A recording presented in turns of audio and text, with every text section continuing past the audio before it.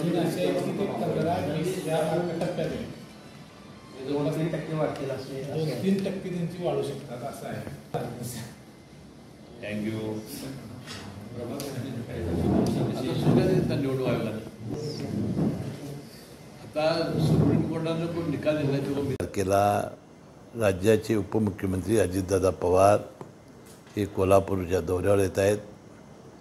सकाळी 10-10:30 वाजता मुरगुडला कैलासवासी विश्वनाथराव पाटील अर्बन बँक जी आहे मुरगुड बँक त्यांचं मला वाटतं काहीतरी हिरक महोत्सव आहे.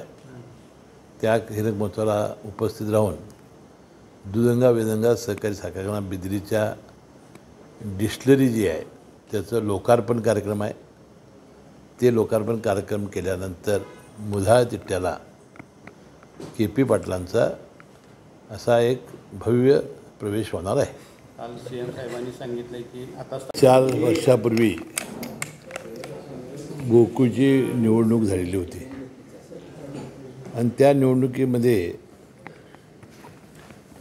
सत्तारूढ गटाच्या विरोधी आम्ही एक आघाडी केली होती आणि त्या आघाडीमध्ये 2 वर्ष विश्वासराव पाटलांनी चेअरमनपद बसवायचं, 2 वर्ष अरुणराव डोंगरे यांनी बसवायचं आणि 5व्या वर्षी सर्व नेते मंडळी बसून आपण या निवडणूक काळामध्ये चेअरमनपद ठेवायचं असं ठरलेलं होतं.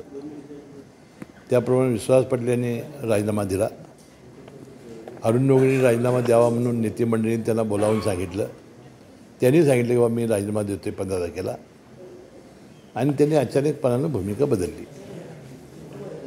वास्तविक आजपर्यंतचा त्यांचा जो इतिहास आहे तो इतिहास असाच आहे. ते सातत्याने राजीनाम्याच्या वेळेला आजपर्यंत ते न देणं, त्यानंतर न्यायालयात जाणं अशा या गोष्टी करतायत.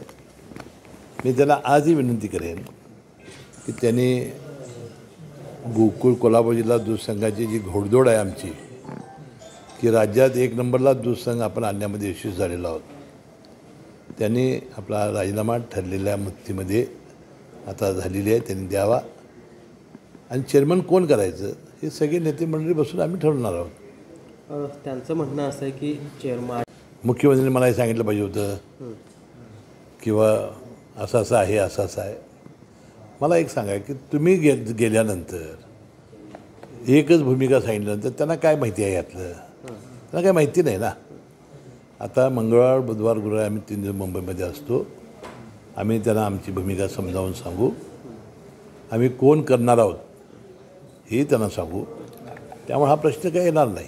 साहेब, पण ज्या पद्धतीनं राज्यातले नेते ह्या गोकुळमध्ये लक्ष घालत आहेत, सामान्य दूध उत्पादकांमध्ये चर्चा सुरू झाली आता की अशा पद्धतीने जर राज्यातले नेते यामध्ये लक्ष घालायला लागेल तर हे व्यवस्थित चालू राहील का? ते राजकीय चपला बाहेर ठेवून गोकुळमध्ये यावं अशा पद्धतीचे अनेक वेळा आपण बोललेला आहात. मात्र आता होतं आता आमची भूमिका तीच आहे.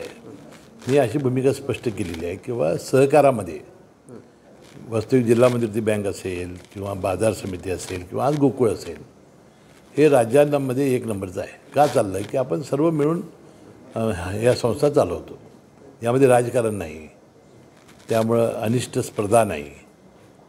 आणि आता जी नगरपालिका, महानगरपालिका आणि स्थानिक स्वराज्य संस्थेच्या नगरपालिका निवडणूक आहेत, यामध्ये आपल्याला पक्षी राजकारण करायला वेळ आहे ना.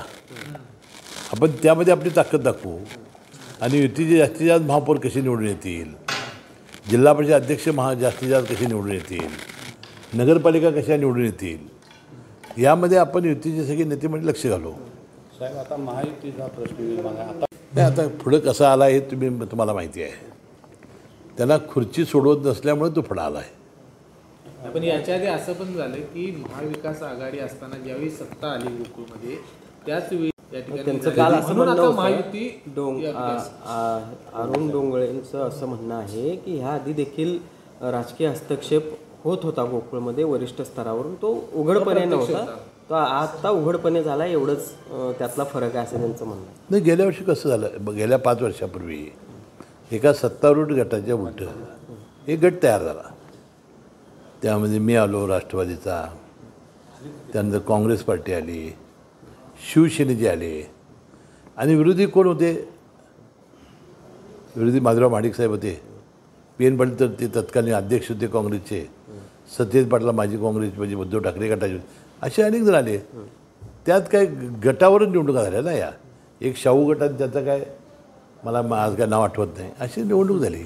पण सतेज पाटील गटाचा अध्यक्ष होऊन समजावून सांगेन आणि आमच्या संस्था चालवायचं झालं तर कशा पद्धतीनं त्या चालल्या पाहिजेत याची माहिती दे. मी अतिशय यामध्ये अनुभवी माणूस आहे.